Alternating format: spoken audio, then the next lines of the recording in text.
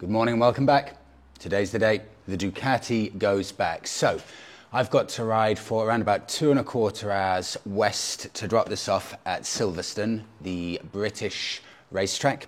Drop it off at Ducati's UK HQ, and I was meant to be picking up a BMW R18 on Tuesday, so 4 days from now, but Monica came up with the clever idea, combine it all in one, because all of these motorsport type areas and hubs for vehicles are usually in the same area.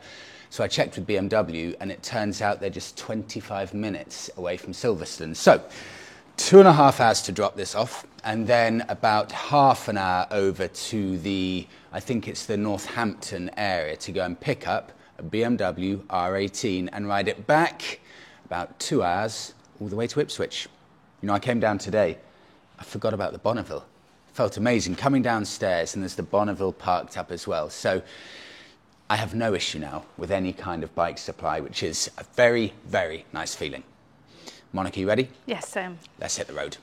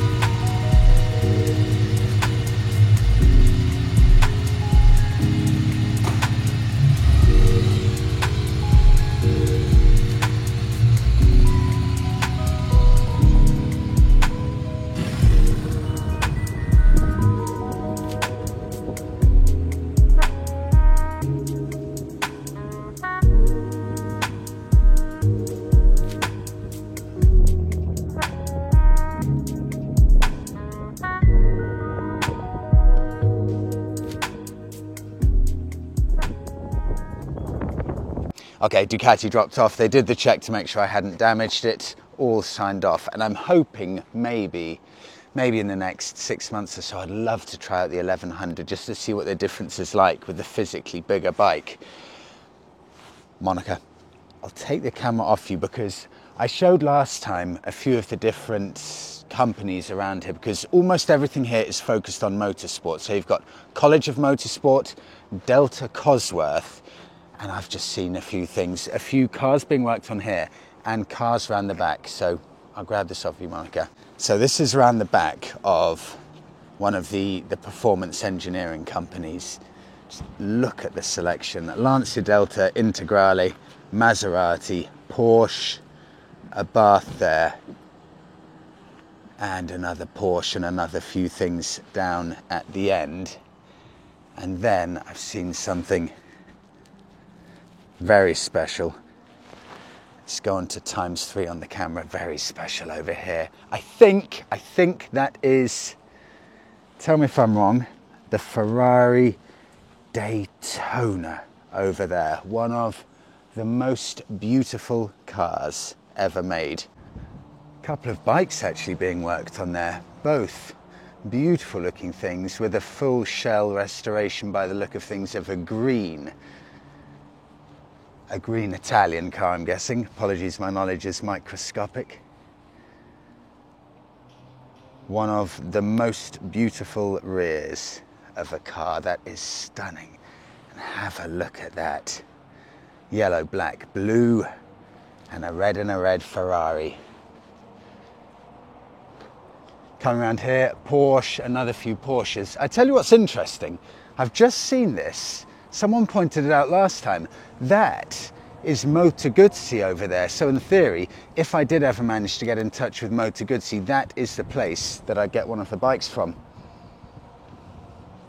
And a couple more over here. Mercedes, Porsche there tucked away. A couple more beautiful Porsches and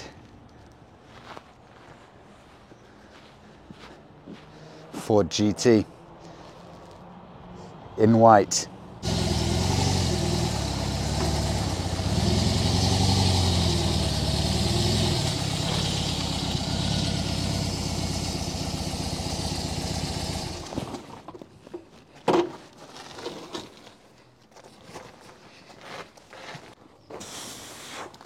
First impressions, ludicrously high-end bike.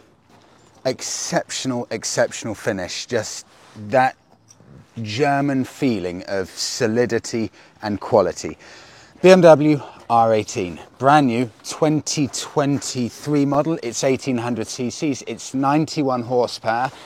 The weight, 345 kilos.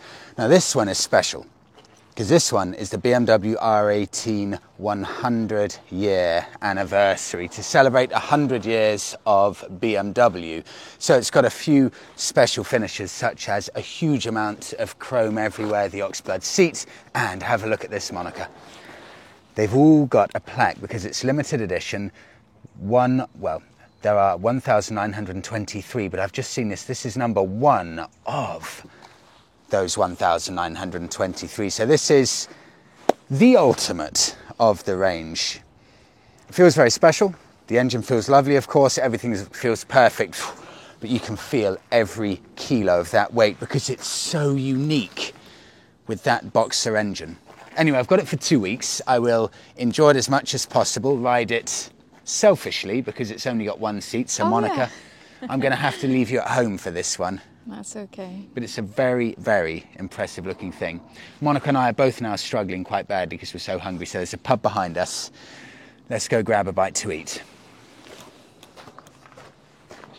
Pub closed and hunger kicking in so much I feel 50% weaker than usual. And when you're riding a bike as heavy as this, you can feel every kilo when you're hungry. I was at a traffic light, sitting on the bike.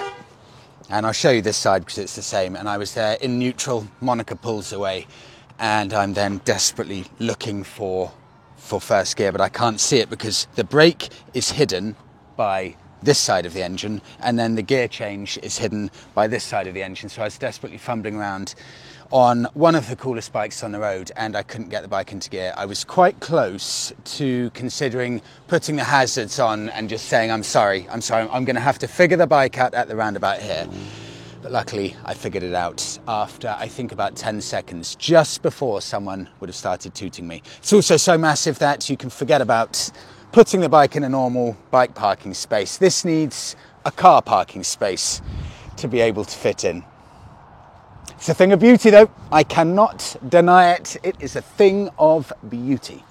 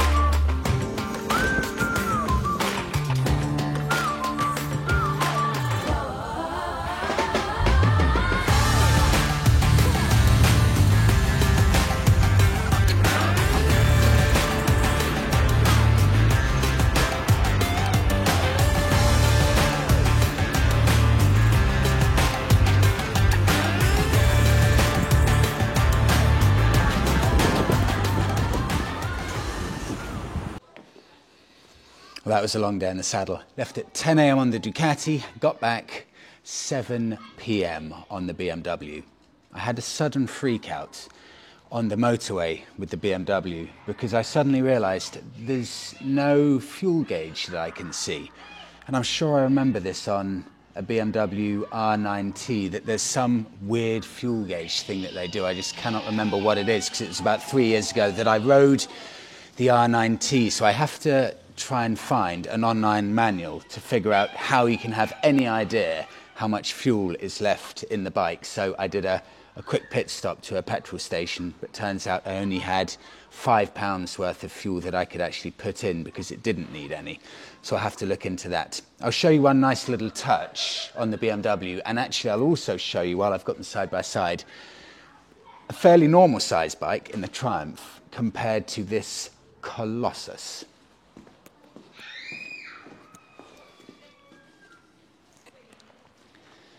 Okay, it may look fairly close here, size-wise, but wait until you get a view from up there. You can see how much that Boxer engine sticks out. It is gigantic. Okay, have a look at this. I still haven't figured out exactly what this means, I'll be completely honest. So, press the on button, and then this all lights up. And then if I press, what do I need to press? Press mode. And that will take me to roll, rock, and rain. So rain obvious.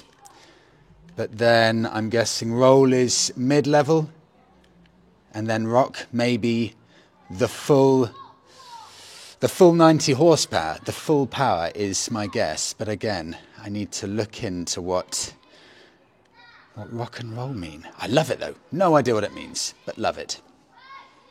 Okay, I'll wrap it up there. Thanks everyone for watching, and I'll see you all in the next one.